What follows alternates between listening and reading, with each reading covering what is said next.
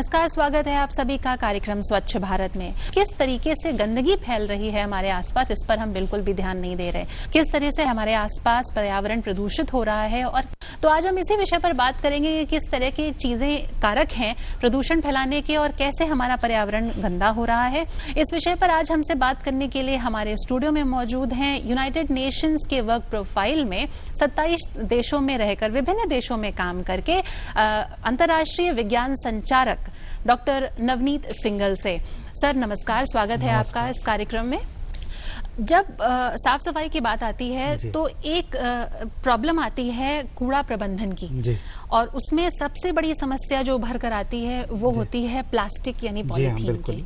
तो सबसे पहले हम जानना चाहेंगे आपसे कि प्लास्टिक एक्चुअली क्या होता है। एक्चुअली पॉलीथीन एक ऐसी वस्तु है जिससे हम लोग बच नहीं सकते। ये प्लास्टिक का बड़ा विस्तृत रूप है, और वास्तव में अगर साइंटिफिकली इसको कहा जाए तो ये पॉलीएथिलीन है।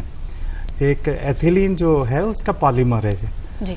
तो बेसिकली एथिलीन से इसको बनाया जाता है, और एथिलीन से बनाने के लिए इसको जो एथिलीन ली जाती है वो या तो फॉसिल फ्यूल से ली जाती है या फिर नेचुरल गैसेस से एथिलीन एक्सट्रैक्ट की जाती है। तो यहाँ पर मैं दोनों चीजें बताना चाहूंगा, बहुत ही खुलकर बताना चाहूंगा कि पॉलीएथिलीन वास्तव में एक ऐसा सब्सटेंस है जो कि डिग्रेड नहीं हो सकता, बायोलॉजिकली ये डिग्रेडेबल नहीं है। तो यहीं से स्टार्ट होता है सारी प्रॉब्लम्स। और जैसा मैं बताया कि पॉलीथीन बिना आप बच नहीं सकते। Everything whatever you want to just take it, everything is depends on plastic. हमारा कंप्यूटर कीबोर्ड प्लास्टिक, मैं इस चेयर पे बैठा हूँ प्लास्टिक, एवरीथिंग। मेडिकल यूज में जो पॉलीथीन आती है जिसमें मेडिकल के सामान स्टरलाइज करके पैक करा जाता है। अब देखिए यहाँ पे फिर जरूरत देखी है कि जब आप इक्विपमेंट्स या इंजेक्शन सिरिंज जब आप स्टरलाइज करके उनको पैक करके भेज रहे हैं तो यहाँ पॉलीथीन बिना वो काम बड़ा कठिन हो जाएगा जी। ऐसा नहीं है कि वो होगा ही नहीं, परंतु बड़ा कठिन होगा। तो यहाँ पे भी आप नजर डालेंगे प्लास्टिक बिना नहीं रह सकते।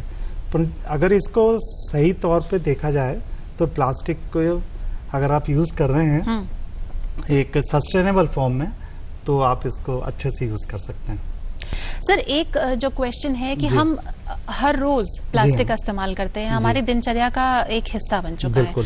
तो प्लास्टिक किस तरह से नुकसान करता है? और इसमें बात वहीं आ जाती है कि स्वच्छता की बात हम लोग कर रहे हैं जी। और स्वच्छता में जैसा आपने कहा कि वेस्ट मैनेजमेंट या कचरे का प्रबंधन, तो उसमें पॉलीथीन की बात आती है। तो पॉलीथीन डेली उसमें इस हद तक समा गई है कि उससे हम बच नहीं सकते। वो पॉलीथीन से आपको बचना है तो आप इसका केवल एक ही उपाय है कि आप इसको रिसाइकल कीजिए। जैसा मैंने आपको बताया पॉलीथीन बायोलॉजिकली डिग्रेड नहीं होती है, जैसे अन्य बायोलॉजिकल वेस्ट डिग्रेड होता है जमीन में पड़ा रहकर, तो you can't degrade biologically polythene. तो यहाँ पर बात फिर वहीं आती है कि पॉलीथीन से आपको बचना है तो इसको आपको किसी भी तरह से इसका रिसाइकल आपको करना पड़ेगा। अब बात आती है रिसाइकल की, तो पॉलीथीन भी कई प्रकार की होती हैं, और पॉलीथीन के लिए एक होती है आपकी हाई डेंसिटी पॉलीथीन। तो हाई डेंसिटी पॉलीथीन अगर आप यूज कर रहे हैं तो उसको रिसाइकल कर सकते हैं। अच्छा, यहाँ पर एक छोटा सा मैं एक चीज आपसे कहना चाहूंगा कि शायद हम सभी अच्छे जो बैठे हैं, आराम से बैठे हैं, और जो पढ़े लिखे लोग हैं उन सबसे ज्यादा अच्छा काम कर रहे हैं और पर्यावरण का मित्र हैं वो, तो वो कचरा बीनने वाले हैं जो कचरे बीनते हैं पॉलीथीन्स को और उसको रिसाइकल कर रहे हैं। तो अब यहाँ पे बात आती है कौन सी पॉलीथीन रिसाइकल हो सकती है। जैसे मैंने बताया कि एक तो हाई डेंसिटी पॉलीथीन है जो कचरे से बीनी जाती है, वो रिसाइकल होती है क्योंकि हाई डेंसिटी है, उसकी मोटाई भी अधिक होती है। एक होती है लो डेंसिटी पॉलीथीन। तो यहाँ पर जब लो डेंसिटी पॉलीथीन होती है तो it's very difficult to just recycle it. तो यहाँ पे बात इस तरह की आ जाती है। जैसे हम जैसे यूसेज की बात करते हैं इसकी, हम हर रोज उसमें सब्जियां लाते हैं। पॉलिथीन में चाय सबसे ज्यादा फैशन में है क्योंकि इजी यूज करेंगे, तो हमारे पास कोई और कंटेनर नहीं है तो we bring it in plastic.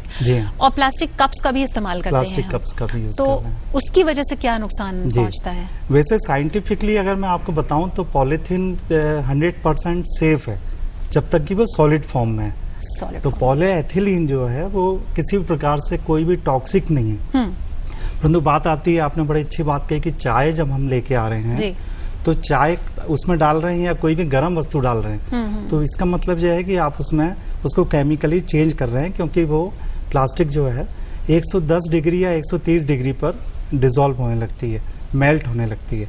तो जब आप उसमें गर्म वस्तु रख रहे हैं, कोई लिक्विड रख रहे हैं, तो नेचुरली इट्स वेरी ऑब्वियस कि 130 डिग्री या 110 डिग्री पे जब आप रख रहे हैं उसमें कोई, तो मेल्ट होके आपके भोजन में पहुंच रही है जी। एक तो ये डायरेक्ट चीज हो गई। अच्छा, इसके अलावा क्या होता है कि जो पॉलीथीन पहुंचती है वो अल्टीमेटली वाटर रिजर्वायर्स में पहुंचती है, परंतु जब वो धीरे धीरे छोटे छोटे पार्टिकल्स फॉर्म में जो प्लास्टिक आ जाती है जी। तो ये प्लास्टिक समुद्रों में पहुंच गई। वहाँ जो छोटे जीव जंतु हैं, मछलियां हैं, उन्होंने उस प्लास्टिक को इंटेक किया जी। तो वो प्लास्टिक अल्टीमेटली उन जीव जंतुओं के थ्रू हमारी बॉडी में प्रवेश करती है, हमारे फूड चेन में आती है जी। तो एक छोटे से कचरे से अगर आप उसको प्रॉपर वे में चला करते तो वो जो प्लास्टिक हमारे शरीर में आ रही है और हमारे हार्मोनल सिस्टम में भी प्रॉब्लम पैदा करती है। तो सर कोई सेफ यूसेज नहीं है प्लास्टिक बैग्स का, मतलब ये नुकसानदेह ही है? नहीं, प्लास्टिक मैंने जैसे बताया कि बहुत ही सेफ है अगर उसको प्रॉपरली रिसाइकल करें। अच्छा, और जैसा कि एक अवधारणा ऐसी है कि प्लास्टिक जो है भाई ये तो बिल्कुल ही बेकार चीज है, और ऐसा नहीं है। प्लास्टिक आज हमारी जरूरत बन गई है और इसका इतनी आसानी से तो कोई दूसरा तोड़ भी नहीं निकाला जा सकता है कि उसकी जगह बहुत इजी है इसको हैंडल करना, it's very easy to handle और बहुत इजीली अवेलेबल भी है, इजी अवेलेबल है और इकोनॉमिक कॉस्ट अगर आप देखते हैं इकोनॉमिकली, फाइनेंशियली भी बहुत सिंपल है, इसको बहुत अच्छा है। परंतु यहाँ पे मैं बताऊंगा कि अगर आप कागज के बैग्स बनाते हैं तो कागज के बैग बनाने में आपको 70% ज्यादा ऊर्जा की या शक्ति की या एनर्जी की आवश्यकता होती है। इसी प्रकार जो उससे ग्रीन हाउस गैसेस बनती हैं कागज को बनाने में वो लगभग 50% ज्यादा होती हैं। दैट मीन्स इसको पूरी पॉलिथीन को पूरी तरीके से प्रतिबंधित करने का कोई मतलब नहीं है? नहीं, प्रतिबंधित तो होना चाहिए, क्योंकि अल्टीमेटली इतने बड़े तौर पे आप लोगों से हर चीज उनको नहीं समझा सकते। हालांकि हाँ, उत्तर प्रदेश सरकार बहुत अच्छा काम कर रही है। हमारे जो भारत के माननीय प्रधानमंत्री हैं उन्होंने बहुत अच्छी योजनाएं दी हैं। तो प्लास्टिक का प्रबंधन जरूरी है और प्रबंधन के साथ ये भी है कि उस चीज से आप अपने को बचाएं, क्योंकि जैसे मैंने पहले बताया कि जो लो ग्रेड पॉलीथीन है मीन्स जिसकी डेंसिटी कम है तो वो पॉलीथीन रिसाइकल नहीं हो पाती है, तो आप चाहेंगे भी तो भी काम नहीं बनेगा जी। तो इस तरह से मैं सभी अपने दर्शकों के लिए यही चीज कहूंगा कि भाई इसके लिए सोचें और इसमें अपने दिमाग को तैयार करें कि पॉलीथीन से आपको बचना है। अच्छा, और जैसा आपने क्वेश्चन किया तो पॉलीथीन का क्या और कोई तरीका हो सकता है? तो पॉलीथीन का तरीका यह है कि आप पॉलीथीन से बचने के लिए उसको कोशिश कीजिए कि उससे दूर रखें। जैसे मान लीजिए आप सामान लेने जा रहे हैं तो कपड़े का बैग ले जाइए या फिर कोई दूसरा सामान ले जाइए, और या अगर प्लास्टिक ही ले जा रहे हैं तो रीयूजेबल प्लास्टिक आप लेके जाइए। अच्छा, अगर आप सामान खाने पीने का ले रहे हैं तो अपना कंटेनर लेके जाइए, तो उस कंटेनर में आप बहुत सारी चीजें रख सकते हैं। और इसके बाद एक और बात है कि मेटल कंटेनर रखें, ग्लास रखें, और इनमें आप ज्यादातर कोशिश करें। तो नेक्स्ट क्वेश्चन सर आपसे हमारा ये है कि प्लास्टिक का जो निस्तारण है, जो डिस्पोजल है, जैसे कि हमने कहा बहुत डिफिकल्ट है जी, तो कैसे उसको डिस्पोज करें? बहुत जनमानस से जुड़ा हुआ सवाल है जी आपका जी। और हर व्यक्ति के लिए बहुत ही जरूरी है। पॉलीथीन को कचरे तक जाने ही ना दें जी। और अगर आप कचरे के साथ भेज रहे हैं उसको तो कोशिश कीजिए कि रिसाइकल बिन आपकी लगी होती है ट्रैशिंग के लिए, जो ट्रैश बिन्स होती हैं उसमें आप रिसाइकल करें अलग तरीके से उसको, उसमें रिसाइकल वाले उसमें ही सामान में आप डालें। जैसे सर जीवों की जो बात होती है समुद्रों में भी हम सुनते हैं कि इस तरह से कूड़ा सारा निस्तारित कर दिया जाता है। ऐसा संसार में ऐसा कोई भी ऐसा बीच नहीं बचा है जहाँ पे पॉलीथीन पोल्यूशन ना हो। हर जगह पॉलीथीन है, और वही पॉलीथीन जो छोटे छोटे फॉर्म्स में है, 2-2 इंच के टुकड़े उसके हो जाते हैं, समुद्र के पानी से टकरा के फिर छोटे छोटे उसमें आ जाते हैं, और वो फिर उसको सी बर्ड्स जो हैं समुद्री पक्षी वो इंटेक कर लेते हैं। उसके अलावा समुद्री मछलियां कर लेते हैं, समुद्री मैमल्स बहुत अधिक मात्रा में करते हैं। आप ये मान के चलिए कि लगभग 10 लाख समुद्री पक्षी हर साल इससे मर जाते हैं, वो लगभग 1 लाख समुद्री मैमल्स इसके शिकार हो रहे हैं। और जब ये मरते हैं तो समुद्र के पर्यावरण को, हमारे पूरी धरती के पर्यावरण को चेंज करते हैं। वो इसका डायरेक्ट असर हमारे ऊपर पड़ता है। अब कचरे की बात आप कर रहे हैं, तो यहाँ मैं आपको ये भी बताऊं कि कचरे का कोई तरीका ये नहीं है कि आपने सारा कचरा एक साथ ले लिया और उस कचरे को आग लगा दी कि भाई स्वच्छता की बात है। तो क्योंकि उसमें जो पॉलीथीन्स है जब ये जलती हैं तो इससे बहुत सारी विषैली गैसेस बनती हैं। और जो गैसेस क्या है, ये आपके ग्रीन हाउस इफेक्ट पैदा करती हैं, जिससे कि ग्रीन हाउस इफेक्ट से आपको मालूम ही है कि ग्लोबल वार्मिंग के कारण बन रहा है। वो ग्लोबल वार्मिंग से क्या होगा कि ग्लेशियर्स पिघल रहे हैं। तो एक छोटे कचरे के निस्तारण से कहां से बात कहां पहुंच गई कि ग्लेशियर्स पिघल रहे हैं और धरती, हमारी पानी का स्तर बढ़ रहा है और धरती डूब रही है जी। किस लिए? क्योंकि हमारी गलती है कि हम उस कचरे को एक प्रॉपर रिसाइकल बिन में नहीं डाल रहे, उसको हम सबको मिला के जलाए दे रहे हैं। सर, एसी और फ्रिज के साथ भी कुछ ऐसा ही सिस्टम है? जी हाँ, एक कचरे के निस्तारण के लिए बात यहाँ पे बताना चाहूंगा मैं कि एक जमाना वो भी था एक कचरे के निस्तारण में, जैसे पुराने फ्रिज हो जाते थे जो किसी भी तरह से यूज नहीं हो सकते थे या एसी होते थे, तो उनको ले जाके वो लोग उसमें डंप कर दिया करते थे किसी ऐसे स्थान पर जहाँ से उनका डायरेक्ट उनकी जगह ना खराब हो। उनका जगह बचाने, मतलब अपने पास से उन्होंने उसको डिस्पोज कर दिया है, लेट इट गो एनीवेयर। जी। अब क्या होता है कि जो कंप्रेसर होता है उसमें उस समय फ्रेऑन गैस यूज हुआ करती थी। वो फ्रेऑन जो है डायरेक्टली हमारी जो ओजोन लेयर है, तो ओजोन लेयर को डैमेज करती है। अच्छा, ओजोन लेयर जो है बहुत ही महत्वपूर्ण काम करती है कि अल्ट्रावायलेट रेज जो है, जो सूर्य की रोशनी के साथ आ रही हैं, उनको वो रोकती हैं और उनको मैनेज करती हैं। अदरवाइज जितने भी आपके माइक्रो ऑर्गेनिजम्स हैं, जरूरी माइक्रो ऑर्गेनिजम्स हैं, इंसान हैं, वो इस अल्ट्रावायलेट को नहीं सह पाएगा और वो धरती को धीरे धीरे जीवन रहित कर देगा। पॉलिथीन का गलत इस्तेमाल इस तरह से हमें देखिए कितना सारा नुकसान पहुंचा सकता है। हमने अभी बात की कि किस तरह से पॉलिथीन बहते पानी में बह जाता है और सारा रास्ता रोक लेता है, जो ड्रेनेज सिस्टम है उसको ब्लॉक करता है।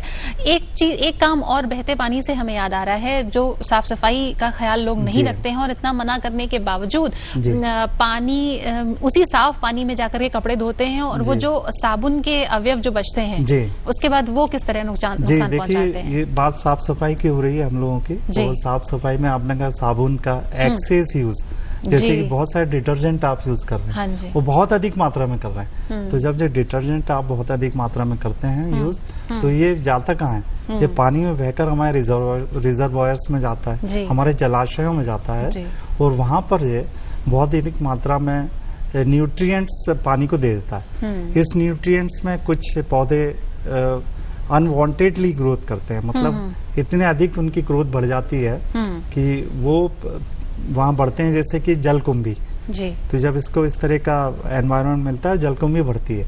अब जलकुंभी बढ़ने से क्या हो रहा है, आप ये देखिए कि जलकुंभी पानी को बहुत अधिक मात्रा में पानी को उड़ाती है, तो वो पानी को इवोपरेट कर रही है। तो ये जलकुंभी फिर धीरे धीरे जलाशय को ही खत्म कर देती है, तो पर्यावरण को खत्म कर दिया उसने। वो बात वहीं आती है कि अगर समझ से हम लोग हर चीज का यूज करें, सफाई की बात है, तो साबुन भी आपको अपने लिमिटेड तरीके से जितनी जरूरत है उतना साबुन यूज करें। अच्छा सर, प्लास्टिक का एक और यूज अभी रिसेंटली ही सुनने में आया था कि प्लास्टिक से पूरी सड़क डेवलप कर दी गई है। जी हाँ, जी हाँ। देखिए, बात जो सड़क बनाने की है ये तो अच्छी बात है, परंतु उससे ज्यादा सराहनीय जो चीज है ये आपकी रिसाइकल है कि उसने सारी सड़कों के लिए इतनी सारी पॉलीथीन्स को रिसाइकल करा, मतलब सारी चीजें बटोरी उन्होंने। जो कचरे में जो पॉलीथीन्स थी वो उन्होंने, बहुत अच्छा उदाहरण है ये इंडियन इंस्टीट्यूट ऑफ साइंस के एक प्रोफेसर हैं केमिस्ट्री के, राजा गोपालन वासुदेवन, तो उनका जो इन्वेंशन था और उन्होंने इसके लिए प्रयास किया, ऑफिशियल लेवल प्रयास किया, हर तरह से उन्होंने प्रयास किया। वो लगभग 10,000 किलोमीटर सड़क ऑलरेडी इसकी बनाई और जो बिटुमिन जो खास पार्ट होता है तो उसके स्थान पे उन्होंने प्लास्टिक का इस्तेमाल किया। परंतु वही प्लास्टिक उन्होंने कहीं और से नहीं ली, ये नहीं किया कि कोई डायरेक्ट प्लास्टिक लियो या कोई वर्जिन प्लास्टिक लियो, कचरे में से प्लास्टिक को लिया। तो ये बात बड़ी महत्वपूर्ण है। अच्छा सर, आप 27 देशों में रहकर काम कर चुके हैं, अंतर्राष्ट्रीय संचारक हैं विज्ञान के, तो आपको क्या डिफरेंस महसूस होता है बाकी देशों के जो निस्तारण के नियम हैं और जो हमारे यहाँ निस्तारण की सुविधाएं हैं, उनमें क्या अंतर है और क्या अच्छी बातें आपने यहाँ देखी? पे मैं कहूँगा कि भारत हमारा बहुत विकासशील देश है और पूरी तरह से प्रयास कर रहा है, परंतु मेरा जो निजी अनुभव रहा है दूसरी कंट्रीज में, 27 विभिन्न देशों में, स्पेशली मैं बात करूंगा यूरोप की। अच्छा। तो वहाँ पे कचरे के निस्तारण के लिए लोग बड़े संवेदनशील हैं जी। वो बड़ा सोच समझ के अपनी कंट्रीज को साफ रखे में। वो लोग ऑफिस जाने की जल्दी में होते हैं, वे भी कचरे को अलग अलग पार्ट में अलग तरीके से डिफरेंशिएट करते हैं। भाई ये बायोलॉजिकल वेस्ट है, ये हमारा रिसाइकल बिन में जाएगा, जैसे प्लास्टिक है या फिर ग्लास मटेरियल है, तो उसको सबको अलग अलग करके वहाँ पे अलग अलग ट्रैश बिन्स रखी होती हैं, सबको उसमें डालते हैं। तो जो ग्लास है वो ग्लास में डालेंगे, रिसाइकल के लिए प्लास्टिक मटेरियल है उसमें डालेंगे। तो बात वहीं आ जाती है कि समझ आप इसको ले रहे हैं। तो इस तरह की चीजें मुझे लगता है कि हम लोगों को इसका अनुकरण करना चाहिए, इसमें कोई बुराई नहीं है। दोस्तों, कोशिश हम सब भी अगर चाहें तो कर सकते हैं। वैसे कोशिशें चल रही हैं हमारी तरफ से भी और सरकार की तरफ से भी पूरा प्रयास किया जा रहा है। कोशिश हम सब भी एज एन इंडिविजुअल इस देश के नागरिक होने के नाते कर रहे हैं, लेकिन और कोशिशों की जरूरत है, क्योंकि अभी कहीं ना कहीं हम पीछे रहे जा रहे हैं थोड़ा सा। अगर हमें थोड़ा सा जागरूकता हम में आ जाए तो हम शायद और बेहतर कर सकते हैं, साफ सफाई की कोशिश कर सकते हैं, अपने आसपास सफाई बनाए रख सकते हैं।